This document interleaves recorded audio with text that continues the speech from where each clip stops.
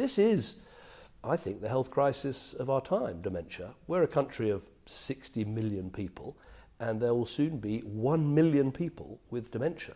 Are you hopeful this is a disease that we can treat? The battle against these diseases is like a marathon race. It's a 26-mile race. And if you look at cancer, we're probably in mile 18 or 19. Lots of cancers we now know how to treat and prevent, but we've still got some way to go. I think with Alzheimer's, we're in like mile 9 or 10. We will finish this race. We will get it done, but we've got a long way to go.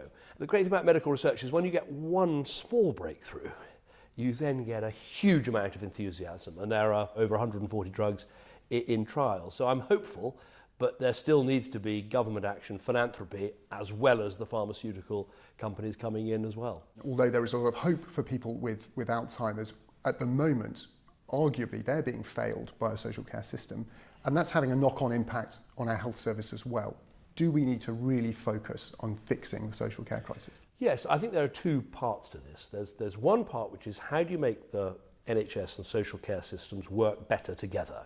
There's then a second problem, which is the cost of long-term care. That is what the Dilnot cap, so-called, the cap on care costs, which my government commissioned and looked at but didn't implement. That's what it's there to deal with. I still want us to do that. The current Chancellor is facing exactly this dilemma at the moment, whether to honour that cap or not, and there's a tough spending review coming up. What would you say? Well, first of all, it's good that we have a Chancellor who spent 5 years as Health Secretary. He's very aware of these issues. He's got his very difficult job to do.